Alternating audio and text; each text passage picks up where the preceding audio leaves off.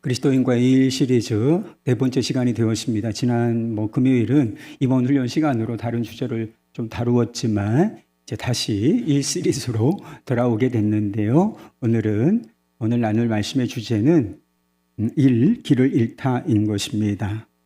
여러분은 지금 하시는 일을 소중하게 여기십니까? 일을 하는 것이 다양하죠. 직업도 다양하시고 하시는 일이 다양하실 텐데 그 일 자체를 소중하게 여기느냐 이렇게 묻고 있는 것입니다.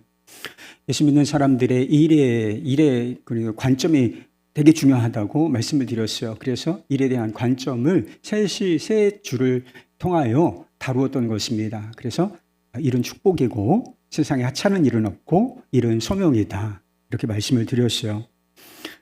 창조주 하나님을 섬기고 이웃을 사랑하는 수단이기 때문에 일은 너무나 소중한 것이고 하나님의 부르심이 있는 사명이다 이렇게 말씀을 드렸어요. 이런 성격을 가진 일이 이렇게 소중한 일이 길을 잃어버릴 수가 있는데 그 대표적인 경우가 일이 우상이 되는 것입니다. 우상은 다른 종교 신이나 또 신상들, 상이니까 신상들을 의미하는 것이 아닙니다. 물론 그것도 우상이 있죠. 하나님은 우리를 예배하는 존재로 지으셨어요. 이 예배는 하나님 한 분께만 드려져야 합당한 것입니다. 하나님은 한 분이시고 하나님은 한 분이시잖아요. 다른 신이 있는 것이 아니라 다른 신은 다 헛되다. 실체가 있는 것이 아니라 사람들이 신처럼 숭배할 수는 있지만 진짜 신이 있는 것은 아니다. 하나님은 한 분뿐이시다라고 하는 것이고요. 하나님은 모든 피조물의 창조주이시기 때문이라 하는 것입니다. 그래서 하나님이 계시고 유일하신 하나님이 계시고 그리고 그 하나님이 말씀으로 창조하신 피조물들이 있어요. 하나님이 계시고 모든 피조물이 있어요. 그럼 예배의 대상은 단 한 분뿐인 거죠. 모든 피조물이 엎드려서 영화롭게 해야 할, 찬송해야 할 대상은 하나님 한 분뿐이신 것이 마땅한 일인 것입니다. 그런데 우상 숭배라고 하는 것은 무엇인가? 우상이란 하나님께만 드려져야 하는 이 마땅한 경배를 다른 대상에게 바치는 것을 말하는 것입니다. 다른 대상. 하나님께 드려져야 하는 마땅한 경배가 다른 대상에게 드려질 수가 있는데 이 다른 대상을 우상이라고 부르는 것입니다. 하나님보다 더 사랑하고 그리고 하나님보다 더 신뢰하는 것. 그래서 우리 마음속에서 하나님이 이제 차순위로 그 다음으로 또는 그 밖으로 밀려나고 어떤 것이 가장 중요한 대상이 되고 또 사랑과 신뢰의 대상이 되어버리는 것. 이것을 우상이라고 말하는 것입니다. 그리고 그 대상으로부터 하나님께서만 주실 수 있는 것들이 있어요. 생명과 복과 그리고 정체성이라고 하는 것과 만족 그리고 안정감 같은 게 있어요. 이런 것들을 사람들이 안전에 대한 욕구가 얼마나 강합니까? 그리고 만족, 행복에 대한 욕구가 그렇게 크잖아요. 그래서 이거는 하나님, 복의 근원이시고 생명의 근원이신 은혜로우신 하나님께서 우리에게 주실 수 있는 것인데 이것을 이제 다른 대상을 사랑하고 신뢰하면서 섬기면서 그 대상으로부터 하나님만 주실 수 있는 그런 정체성, 안정감, 만족감 이런 것들을 구하는 상황, 이것을 우상숭배라 부르는 것입니다. 여러분은 무엇에서 정체성과 안정감, 만족을 구하고 계십니까? 우리 마음에서는 무엇이든지 우상이 될 수가 있어요. 그래서 어떤 사람이 우리 마음을 우상 공장이다. 뭐든지 우리 마음속에서는 하나님보다 더 사랑하고 신뢰하는 것이 이 마음에서 작동하기 때문에 우리 마음은 우상 공장과 같다. 이렇게 말하는 것을 본 적이 있습니다. 그래서 수없이 모든 것이 돈도 사람도 자녀도 그 무엇도 쾌락도 다 우상이 될 수가 있는데 권력도 명예도 다 우상이 될 수가 있는데 우상이 될 수 있는 종류 중에 하나가 바로 일이라 하는 것입니다. 일은 우리 삶의 요소에서 굉장히 중요한 부분을 차지합니다. 그죠? 우리가 하루 종일 24시간을 살잖아요. 이걸 일상이라고 부르잖아요. 하루의 삶을 살 때 여러분 직장에서 어느 정도의 시간을 보내십니까? 최소한 8시간을 일하죠. 최소한 밥 먹는 시간, 휴게 시간 빼면 8시간을 일하는데 8시간만 일하는데 보내는 게 아니란 말이에요. 일을 준비하기, 출근하기 위해서 1시간 가고, 퇴근하면서 1시간 오고, 그러면 10시간이 이렇게 확 넘는단 말이에요. 그리고 그 일을 하기 위한 준비도 필요하단 말이에요. 집에서도 일에 대해서 생각을 해야 할 때가 있지 않습니까? 그리고 퇴근하고 와서도 좀 미진한 일을 해야 하는 경우가 있어요. 요새는 막 칼같이 딱 끝난다. 이게 MZ의 특징이라고 하더라고요. 그럴 필요가 있죠. 일과 삶을 잘 이렇게 자기의 일상을 분리해내는 것은 필요한 일이라고 싶습니다. 그런데 그러니까 한 10시간 이상을 일과 관련해서 우리가 살아가고 있기 때문에, 그리고 또 잠자는 시간을 빼면 가장 많은 비중을 차지하는 것이 바로 일에 관한 시간이다 말할 수가 있는 것이지요. 그렇다고 해서 일이 전부는 아니에요. 그런데 일이 우상이 되기 시작하면 어떤 현상이 일어나는가? 이 부분적인 것이 상당히 중요하긴 하지만 그래도 부분적인 것이 이 전부가 되어 가는 것입니다. 그래서 일의 가치를 대단히 이제 확대해서 해석하는 거예요. 일이 중요하죠, 뭐. 그런데 지나치게 이 일의 중요성을 강조한다라고 하는 것입니다. 그리고 거기서 얻은 것들로 삶의 의미를 찾고 정체성을 세우려 한다는 것입니다. 그래서 자신이 하는 일이 있어요. 그리고 성과가 납니다. 이런 것들을 통해서 자신이 하는 일, 그리고 일에서 얻어지는 성과, 그게 뭐 돈일 수도 있고 지위일 수도 있고 그 무엇일 수도 있는데, 그것으로부터 자신이 특별한 존재야.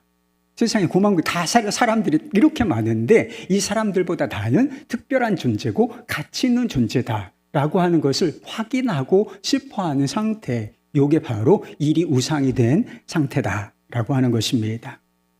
본래 하나님의 계획 속에 일은 전부는 아니에요.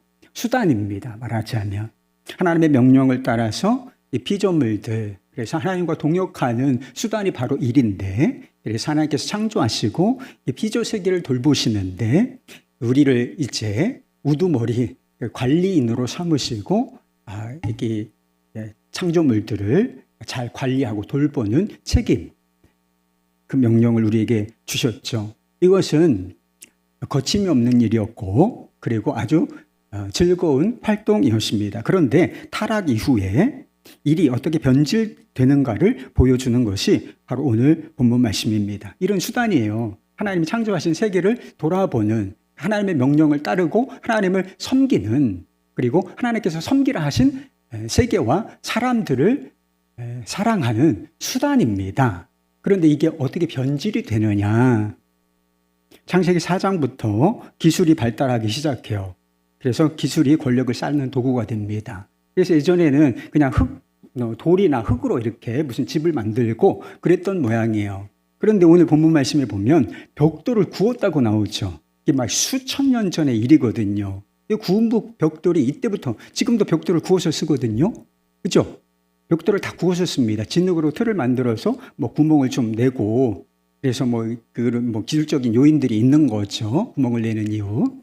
그래서 그 벽돌을 고온에 굽습니다. 그러면 이것이 푸석푸석하고 이게 부서지기 쉬운 이 흙 덩어리가 아주 단단한 세라믹이 돼요. 그래서 이걸 착착 쌓아 올리는데 그 중간에 뭐를 바르느냐 하면 흙 대신 역청이라고 하는 걸, 끈적끈적한 거예요. 그래서 접착제를 발라서 아주 견고하게 건축물을 세우기 시작했다라고 하는 것을 알 수가 있는 것이지요.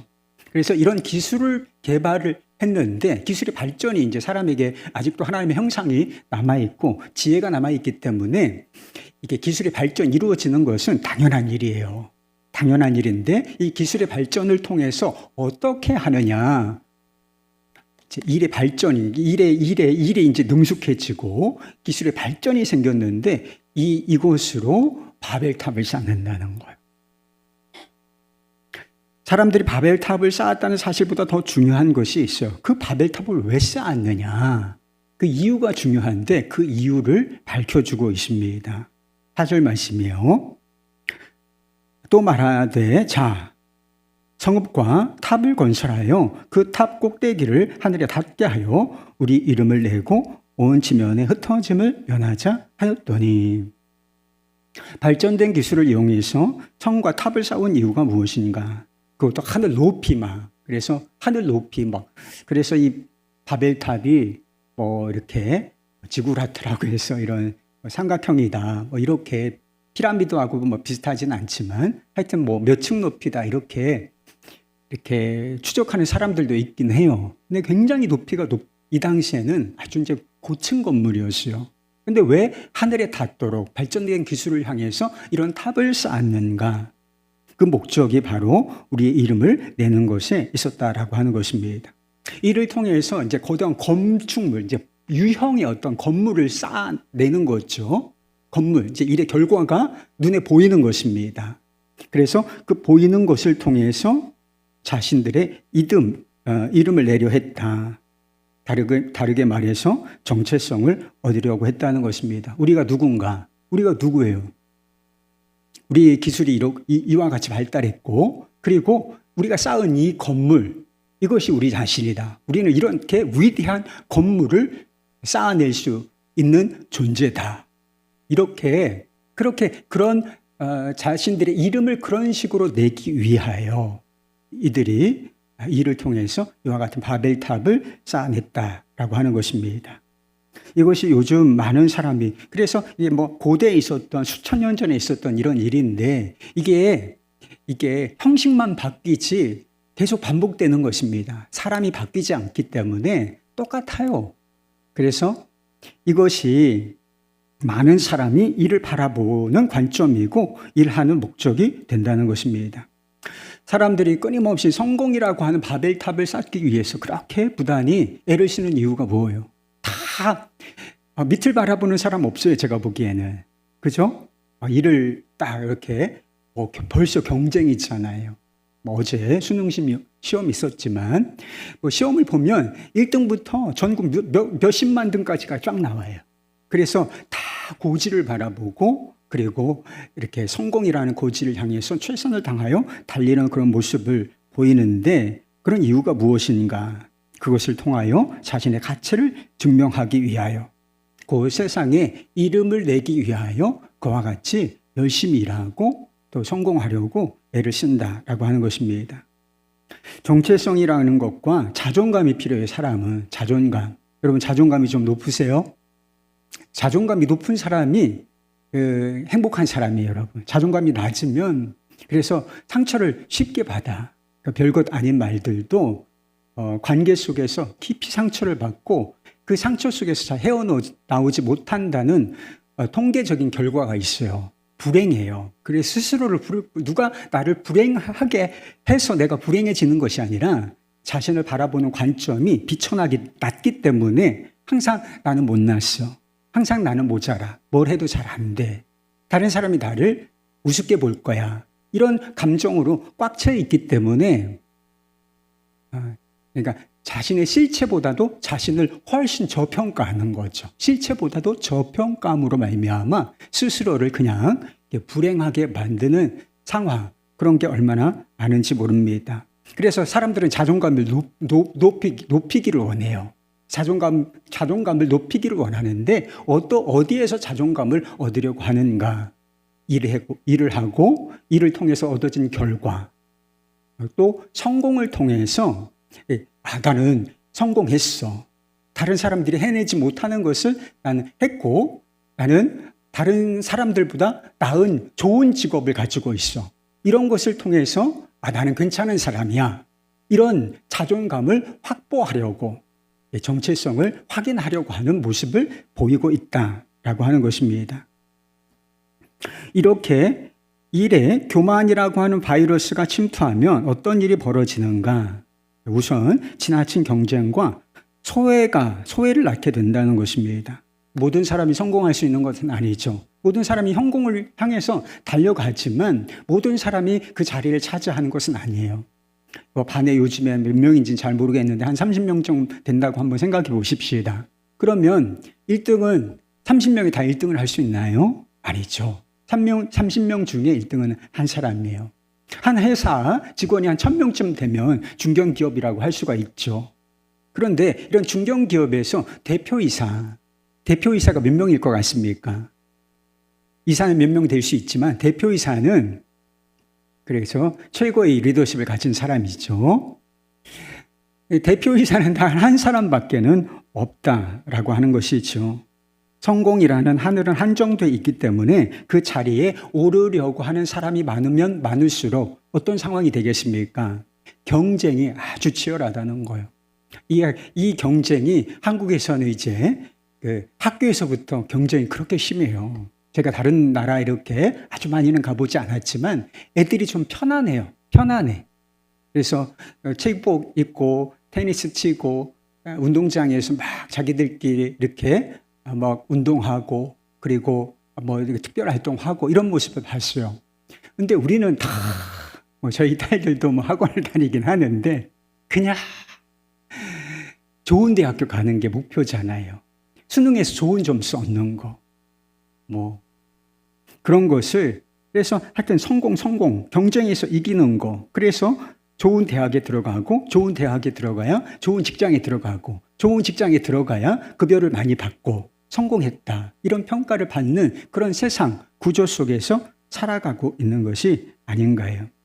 그러니까 경쟁이 심해지면 이렇게 자리는 한정돼 있고 성공했다라고 하는 그 평가받을 수 있는 그런 자리는 굉장히 한정돼 있단 말이에요. 변호사, 의사, 그리고 무슨 사도 있잖아요. 이런 직업군이 있잖아요. 요즘에 의사를 조금 늘린다고 하니까 난리가 났죠. 왜 그런 줄 아세요? 왜 그런 줄 아세요? 자신들의 가치가 떨어질까 봐 그래요. 그래서 그것을 이미 향유하고 있는 사람들은 그것을 배타적으로 다른 사람들이 그 자신들의 그룹에 그 직업, 의사라고 하는 직업을 가진 그룹에 참여하는 것을 이렇게 아주 보수적으로 생각한다는 거예요.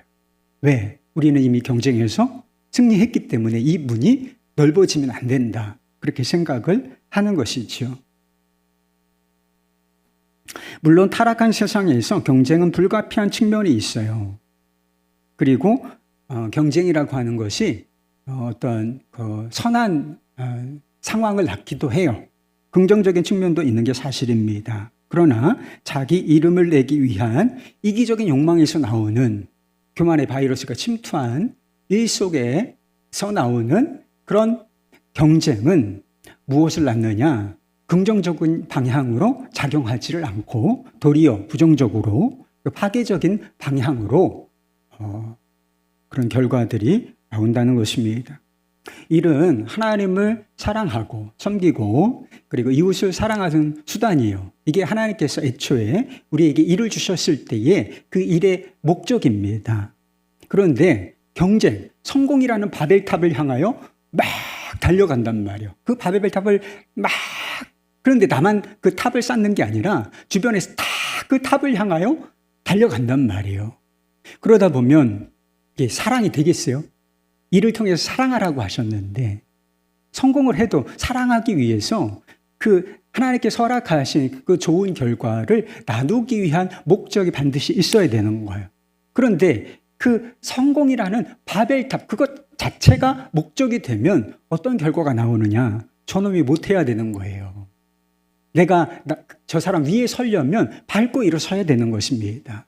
그래서 다른 사람을 사랑하고 그래서 내가 좋은 어떤 아이템이 있어요. 그럼 경쟁자에게 줄까요? 안 줄까요? 그 사람과 일을 협력할까요? 안 할까요?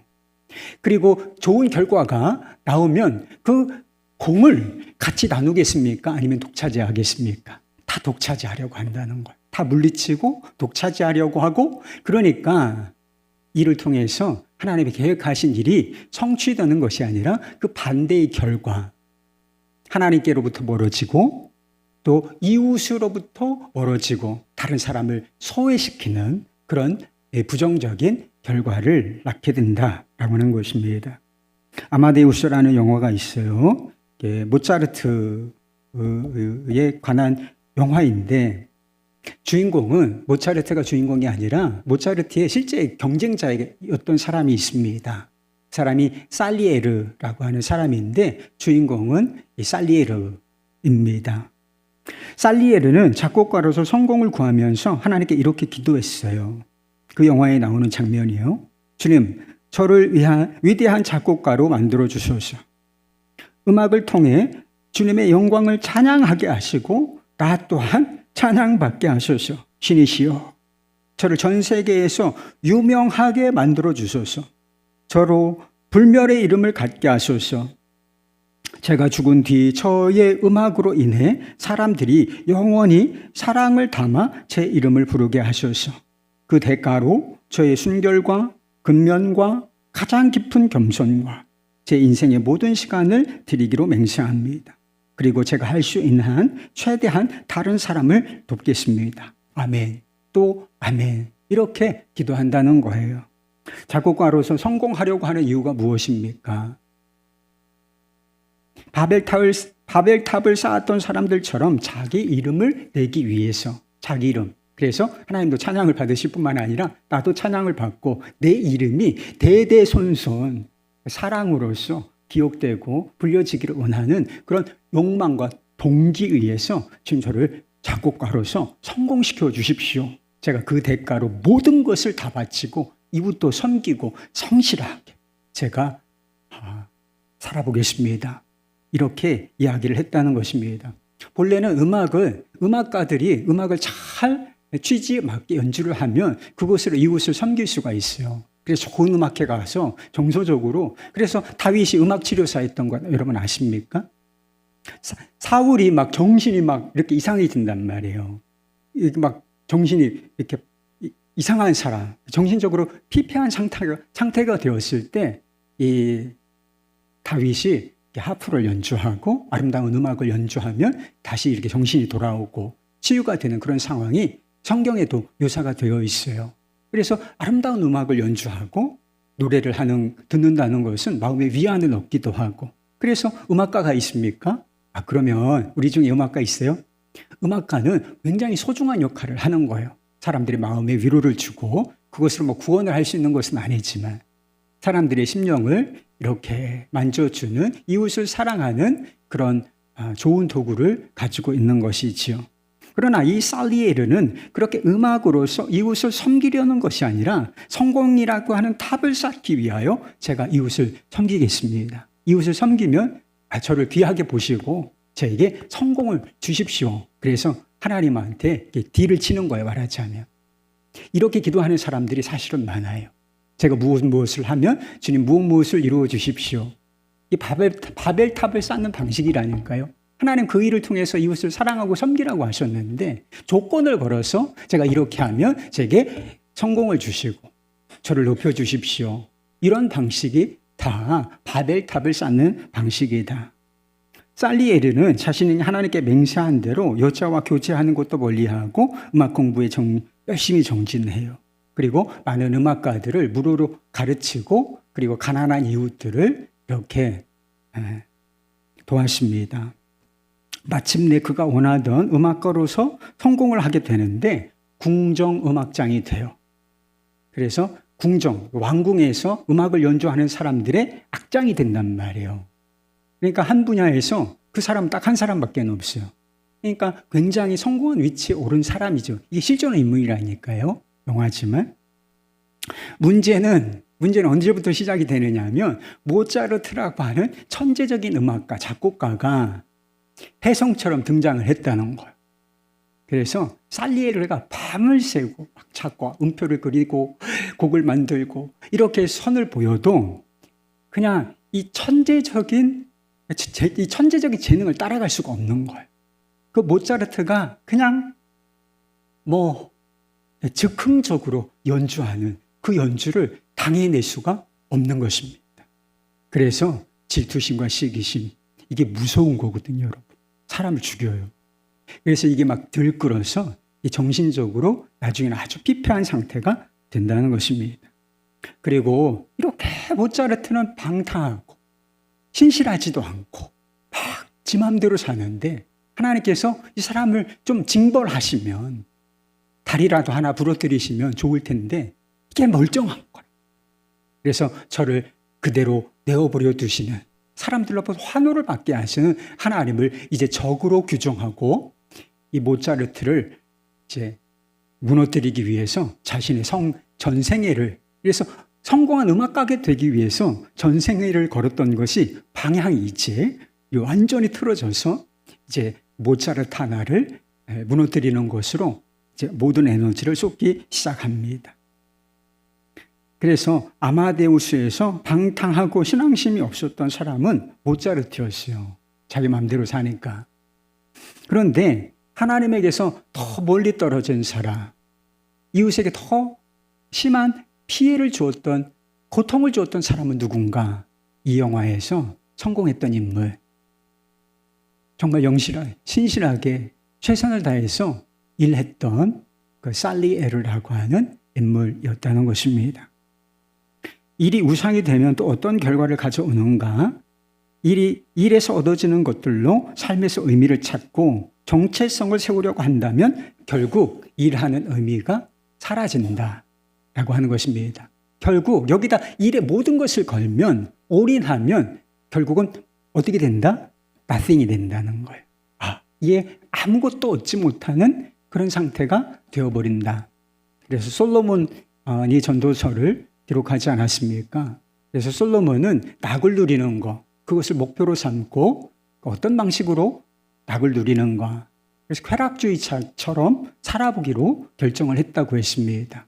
그래서 화려한 잔치를 벌이고 그리고 술을 마심으로 육체를 즐겁게 하고 그리고 노래하는 남녀들과 인생들이 기뻐하는 처첩들을 많이 두었다고 했습니다. 그래서 음주, 가무, 술 마시고 음식을 먹고 노래하고 그리고 이제 성적인 쾌락을 탐닉하는 방식으로 그가 낙을 누리려고 했다는 것입니다. 근데 그것만이 아니었어요. 또 하나 그가 만족을 얻으려고 했던 방법이 있었는데 그가 사용한 방법은 바로 일이었습니다. 일을 열심히 하고 일의 성과를 통해서 그 만족을 누리려고 했다는 것입니다. 전도서 2장 5절 이하의 말씀에 보면 솔로몬이 정말 엄청난 일을 계획하고 그 계획한 일들을 실제로 이루어냈다는 것을 알 수가 있어요. 그래서 집들을 짓는데요. 집 하나만 지어도 대단한 일이잖아요. 집 하나만 지어도 얼마나 신경 쓸 게 많습니까? 할 일이 많아요. 그런데 집들을 막 쫙 짓고 집들을 짓고 그리고 포도원을 일구며 여러 동산, 한 동산도 아니고 여러 동산과 과수원을 만들고 나무에 물을 주기 위하여 연못들을 파고 이렇게 많은 일들을 벌이고 그리고 수고하면서 일을 했다라고 하는 것입니다. 그 일의 수고로 말미암아 많은 노비를 거느리고 예루살렘에 있는 그 어떤 사람들보다 많은 양떼와 소떼를 소유하고 그래서 예루살렘에서 가장 창성한 자로 소문이 자자했다는 거예요. 그래서 가장 성공한 사람 누굴까? 그러면 이 사람 솔로몬이었다라고 하는 소문이 났다는 것입니다. 정말 열심히 일하고 수고하여 자신의 눈과 마음이 원하는 대로 모든 것을 이루어냈어요. 성공이라는 바벨탑을 쌓아서 이름을 낸 것입니다. 그런데 그 일의 수고와 결론은 그 일의 수고, 성공이라고 하는 것의 결론은 만족이 아니라 괴로움과 허무였다. 이렇게 고백하고 있습니다. 전도서 2장 17절 말씀. 이러므로 내가 사는 것을 미워하였노니 이는 해 아래에서 하는 일이 내게 괴로움이요 모두 다 헛되어 바람을 잡으려는 것이기 때문이로다. 지금 자신이 일을 통하여 이루어낸 것이 다 사라진 것이 아니었어요. 자신이 쌓은 바벨탑은 그대로 있었어요. 그 바벨탑 위에 그는 서 있었습니다. 그러나 뭐가 무너졌느냐 하면 바벨탑이 무너진 게 아니에요. 집이 무너지고 과수원이 사라지고 양떼들, 소떼들이 사라진 게 아니고 그건 그대로 있었어요. 그런데 마음이 무너졌다는 거예요. 마음이 그것을 통해서 자부심을 누리고 기쁨과 만족을, 행복을 누리기를 원했지만 그것을 얻는 대신 위에 올라가서 딱 보니까 이게 다 무슨 소용이 있나? 이런 괴로움과 허무가 느껴졌다. 이렇게 고백하고 있는 것입니다. 우리가 다 지금 해 아래서라고 하는 표현이 있었잖아요. 우리가 다 해 아래서 일을 하고 있지 않습니까? 일에 목숨을 건 것처럼 올인하는 거예요. 밤잠을 자지 않고. 다른 사람 8시간씩 일할 때 한 14시간씩 일하고 15시간씩 일하고 이렇게 막 일에 목숨을 건 것처럼 일을 해요. 그래서 결과물을 만들어냈습니다. 통장에 돈도 쌓이고 내 이름으로 된 건물도 이제 쌓아져 올려가고 이제 4층, 5층, 10층짜리 이렇게 건물이 쌓아져 올려가고 직급도 올라가고 명예도 얻고 했어요. 그런데 한번 생각해 보십시오. 이것이 내가 쌓아놓은 바벨탑이 영원할 것인가를 한번 생각해 보시라는 것입니다. 바닷가에 가서 모래사장에 가서 모래성을 쌓기를 아이들이 하기도 하죠. 어른들도 하기도 하고. 그래서 아주 멋지게 모래성을 쫙 이렇게 쌓았어요. 모래 바벨탑을 쌓은 거예요. 그런데 파도가 이렇게 중간쯤 오다가 이제 밀물과 썰물이 바뀌기도 하고 파도가 한번 깊게 들이치기도 하잖아요. 그래서 파도가 한번 쫙 하고 예상치 못하게 깊게 한번 들이치면 어떻게 되나요? 아름답게 이렇게 정성 들여 만들었던 그 성들이 싹 사라지고 말지 않습니까? 그런데 이것이 해 아래 사는 사람들의 운명이고 그들이 하는 일과 수고의 결론이라 하는 것입니다. 100년 전에 살았던 사람들, 여러분 기억하는 사람 몇 명이 있어요? 아마 100년 전에 살았던 사람들, 200년 전에 살았던 사람들, 우리가 역사적으로 어떤 자료를 가지고 조사를 면밀히 하면 그 당시에 대단한 업적을 이루어낸 사람들이 상당수 있을 거예요. 유명 정치가도 있을 것이고 무엇을 한 사람도 있고 내로나하게 이름을 가진 사람들이 있을 것입니다. 그런데 여러분 100년 전 사람들, 200년 전 사람들 누구를 기억해요? 이순신 장군은 500년 전 사람입니다. 생각이 안 나요. 세종대왕도 고이전 사람이고 100년 전, 200년 전 사람들 성공한 사람 부지기수라니까요. 업적을 이루고 바벨탑을 쌓은 사람들이 굉장히 많단 말이에요. 그런데 누가 그걸 기억하느냐는 거예요. 솔로몬이 지었던 수많은 집들, 왕궁들, 포도원들, 연못들, 그가 소유했던 양떼들, 소유했던 소떼들 다 어디 갔어요? 지금도 그게 남아 있습니까? 사람들이 쌓았던 명성, 이름을 내고자 했던 이름을 얻었어. 그 이름이 지금 남아 있냐는 거예요. 아무도 기억 못하면 특별한 몇 사람을 빼놓고는 아무리 성공한 사람도 그 뒤에 기억해 주는 자가 없다는 거예요. 그리고 내가 쌓았던 것이 한순간에 사실 모래성이 무너지는 것처럼 싹 사라지고 만다. 이걸 깨달은 거예요. 솔로몬이. 그래서 이 모든 일, 내가 지금 쌓아왔던 이 모든 것이 지금 아직 그대로 있지만 이 실체, 해 아래서 하는 수고의 실체를 깨닫고서 내가 헛된 일을 했구나 라고 그가 탄식하고 깨달았던 것입니다. 여러분 이런 소중한 거예요. 우리 자신을 위해서도 그리고 하나님께서 창조하신 피조물들과 이웃을 위해서도 대단히 소중한 것입니다. 일로서 하나님을 섬기고 일로 사랑하라 라고 하는 부르심을 받은 거죠. 하나님을 영화롭게 하고 이웃을 사랑하는 것이 일의 목적이에요. 일의 목적은 그것입니다. 그리고 일의 목적은 하나님을 영화롭게 하고 이웃을 사랑하는 것이 목적이고 그것을 이루어가는 수단 중에 중요한 수단으로 우리에게 허락하신 것이 바로 일인 것입니다. 과정으로서 허락하신 것이 바로 일이라는 거죠. 그런데 일 자체가 목적이 되고 전부가 되면 결국 어떤 일이 벌어지는가? 일로 사랑하는 거예요. 일로 하나님을 섬기는 것입니다.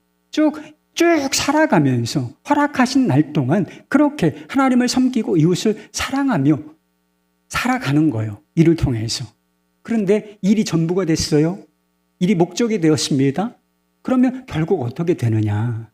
일의 모든 것을 걸었으니 그 일이 무너지고 그 일의 결과가 사라질 때 nothing이 된다는 거예요. 결국 제로가 되어버리고 만다. 해 아래서는 일이라는 바벨탑이 반드시 무너질 때가 오기 때문인 것이지요. 일의 모든 것을 걸고 거기서 삶의 의미를 찾고 정체성과 만족을 얻으려고 했는데 그 탑이 무너진다. 성공한 것처럼 보였어요. 그런데 그 성공을 유지하는 게 더 어렵지 않습니까? 근데 기울어지다가 실패한 상황이 됐어요. 위치가 내려왔어요. 그러면 나는 누구죠? 그 일이 나를 설명해 준다고 생각했는데 난 성공한 사람이고 나는 무슨 일을 하는 사람이고 난 대표이사고 고위직 공무원이고 그게 나야. 이게 나라고. 내 앞에서 엎드리란 말이야. 이런 의식을 가지고 살아왔는데 그게 내려앉는단 말이에요. 실패로 내려앉기도 하고. 여러분, 결국은 다 우리가 어떤 일을 하든지 나이가 들면 그 일에서 떠나야 할 때가 오지 않습니까? 요즘에 보통 공무원이나 회사 다니는 사람 50대 후반에 은퇴를 해요. 제가 조금 있으면 은퇴를 해야 돼요. 회사를 다니고 있다면 조금 더 길게 목회를 할 수 있습니다, 저는. 그리고 다 떠나야 될 때가 온단 말이에요. 일에서 다 떠나야 될 때가 온다. 그러면 나는 누구죠? 그리고 결과적으로 해 아래에서의 삶을 떠날 때가 온단 말이에요. 죽음이라는 뒤안길로 우리의 인생이 사라질 때가 온다. 그러면 나는 누구죠? 그 일이 나를 설명해주고 난 성공한 사람이고 나는 이런 공무원이고 1급 공무원이고 난 대표이사고 난 의사고 내게 이게 나라고 생각하고 사람들에게 명함을 주는 재미로 낙으로 살았는데 이게 사라졌어요. 일에서 떠났어요. 은행장이 영원히 은행장일 것 같습니까? 그래서 어떤 사람이 이제 새로운 직업을 구하는데 오늘 관리인이 됐어. 리조트 관리인이 됐어. 그래서 이 사람 건강한 생각을 가지고 있어요. 은행 지점장이었대, 자기가. 그런데 거기에 마음을 두고 살면 망친다는 거예요, 삶을. 나는 예전에 은행장이었지. 그러면 그 뒤에 삶이 완전히 망한다는 거예요. 그래서 낮춰서 직업교육도 받고 그래서 예전 월급의 3분의 1 정도 수주밖에 안 되지만 일하는 기쁨을 누리고 있다. 이렇게 이야기하는 것을 어제 보기도 했습니다. 일의 모든 것을 걸었기 때문에 일과 일의 결과가 사라지면 아무것도 아닌 것이 되는 것입니다. 그러니까 이걸 깨달으면 괴롭고 허무하게 된다. 여러분, 일을 통해서 하늘에 닿을 수 없어요. 여러분, 일을 통해서 우리는 결코 하나님처럼 될 수 없고 하나님이 우리에게 주시는 선물들을 그 일을 통해서 우상화된 일을 통해서는 결코 얻을 수가 없다는 것입니다. 일을 통해서 생명을 얻을 수 없습니다. 일을 통해서 내가 누군지 진정한 나를 발견할 수 없고 일을 통해서는 진정한 만족과 안정감도 누릴 수가 없는 것입니다. 일이 내가 누구인지를 설명하나요? 일이 나의 가치를 증명해 줍니까? 아니에요. 내가 누구인지를 설명해 주시는 분은 나의 뿌리, 바로 자신의 형상대로 지으신 하나님이신 것입니다. 나를 존귀하게 지으신 하나님 안에서만 나의 진짜 모습을 발견할 수가 있다. 그리고 아무 가치 없는 죄인들을 위하여 가장 가치 있는 생명을 들이신 예수 그리스도 안에서만 진정한 나 자신을 발견할 수가 있는 것입니다. 내가 특별하게, 사람들이 특별하게 여기는 직업을 가지고 있다고 해서 내가 특별하고 귀한 사람인가요? 반대로 사람들이 하찮게 보는 일에 종사하고 있으면 나는 하찮은 사람입니까? 나는 내가 하는 일에서 성공했어요. 그래서 직급이 쭉쭉 올라가 있어. 빨리 성공했어. 그러면 나는 존귀한 사람이고, 그래서 그 일에서 실패했어요. 그러면 나는 실패자입니까? 아니라는 거예요. 하나님 안에서 나는 존재 자체로서 귀하고 예수님께서 자기 피로서 우리를 사셨기 때문에 우리는 그 어떠함, 그 일과 상관없이, 그 무엇과 상관없이 우리는 세상에서 가장 존귀한 자인 것을 믿으시기를 바랍니다. 일은 우리를 구원할 수가 없어요. 사람들이 자꾸 일로 구원을 받으려고 해요. 그래서 일이 고통스러워지는 거예요. 그리고 나중에는 그 일 때문에 허물을 느끼고 고통을 느끼는 거예요. 우리를 구원해 주실 분은 이 땅에 육신을 입고 오신 하나님의 아들 예수 그리스도이신 것입니다. 예수님께서 수고하고 무거운 짐 지고 일하는 사람들에게 이렇게 말씀하시지 않았어요. 수고하고 무거운 짐 진 자들아, 다 내게로 오라. 내가 너희를 쉬게 하리라. 믿음으로 예수님께 나아가 이제 예수님을 믿으면 우리가 예수님 안에 있고 예수님이 우리 안에 계신 상황이 되는 거예요. 예수님 안에 있는 우리는 누구인가요? 눈에 넣어도 아프지 않을 정도로 하나님이 사랑하시는 자요. 그분의 소유된 백성인 것입니다. 예수 그리스도 안에서 우리가 본질적으로 죄인이었는데 예수 그리스도 안에서 모든 죄 사해 주시고 영화롭게 해주신 그런 존재가 되는 것입니다. 죽음이 존재하는 해 아래 아직 우리가 살고 있으나 예수 그리스도로 말미암아 참 생명을 가진 사람이요. 그리고 영원한 세계, 영원한 하나님의 나라에 잇대어 살고 있는 사람들이 아니겠습니까? 이것이 우리의 확고한 믿음. 나는 하나님의 예수 그리스도 안에서 하나님의 자녀이고 눈에 넣어도 아프지 않은 하나님이 사랑하시는 자이고 용서받은 자이고 그리고 거룩하다 일컬으심을 받은 자고 그리고 참 생명을 가진 자요. 영원한 생명을 가진 자다라고 하는 믿음이 들어올 때 거기에서 안정감이 생기는 거예요.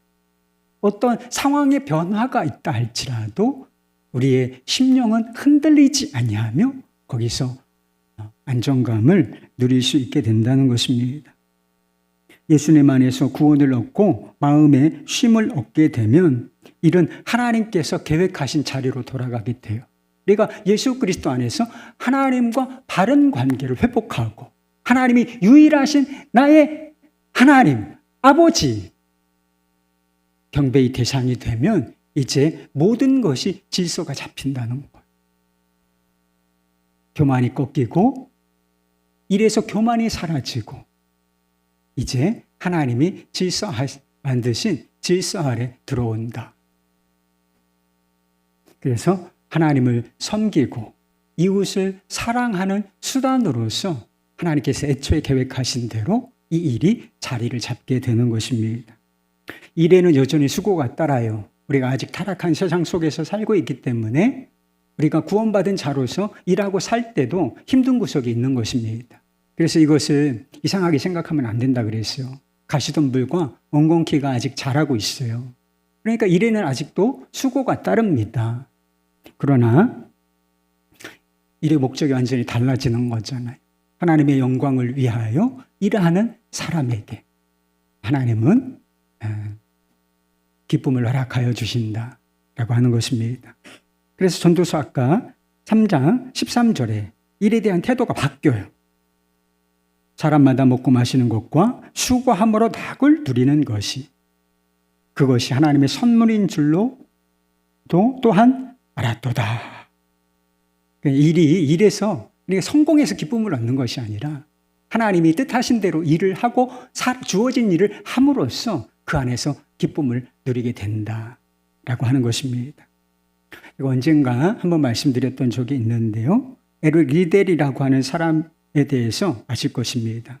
프랑스 올림픽에서 파리 올림픽에서 주의를 지키기 위해서 금메달도 포기한 사람, 유력한 금메달 후보였는데 경기에 나가는 것을 포기했어요. 주일이 있기 때문에. 그래서 유명한 이야기가 있죠. 저는 주일에는 뛰지 않습니다.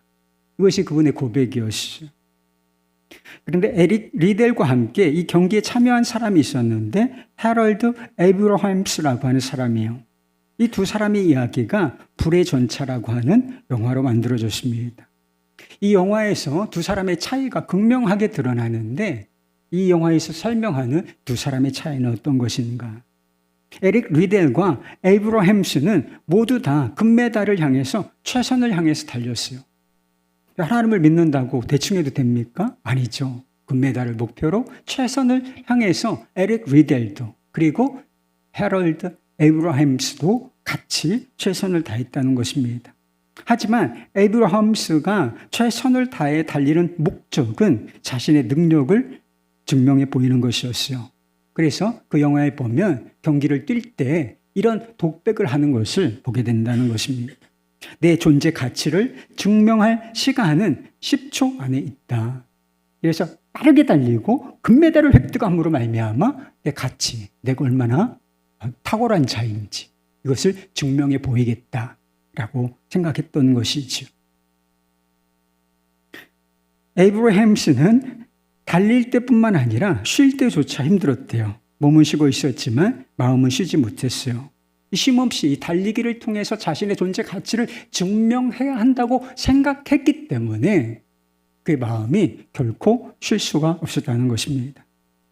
그러나 에릭 리델은 달릴 때도 쉬는 기분이었다는 거예요. 달리기를 통하여 자신의 가치를 증명해 보일 필요가 전혀 없었기 때문인 것입니다. 이미 내 가치는 증명이 되었어요. 누구 안에서? 예수 그리스도 안에서 자신을 받아주신 하나님 안에서 자신의 존재 가치는 이미 다 증명이 돼 있어요. 예수 그리스도를 통해서 하나님께서 나를 완전히 자신의 사랑받는 존재로 받아주셨다라고 하는 것이 정말 믿어지고 깨달아졌기 때문에 이제 최선을 다해서 달리는 이유는 뭐예요? 내 존재 가치를 증명하기 위함이 아니라 이제 하나님을 기쁘시게 하기 위한 달릴 이유만 남았다는 것입니다. 그래서 그는 자신의 여동생에게 이렇게 말했다는 거예요. 하나님이 나를 빠르게 만드셨어요.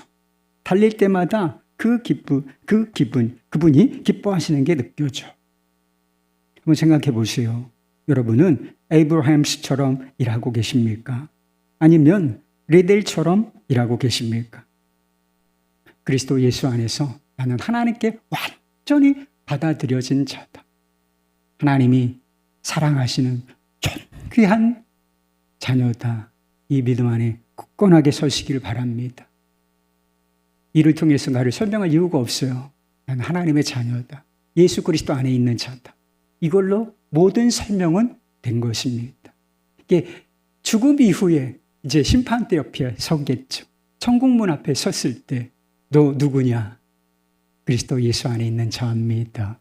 그러면 끝나는 것. 그러면 완전히 영화로운 세계로 들어가서 하나님의 복을 누리는 사람이 되는 것이니 지금 우리에게 주어진 조금 수고스러운 일이라 할지라도 기쁨으로 일하시는 우리 모두가 될 수 있기를 축복합니다.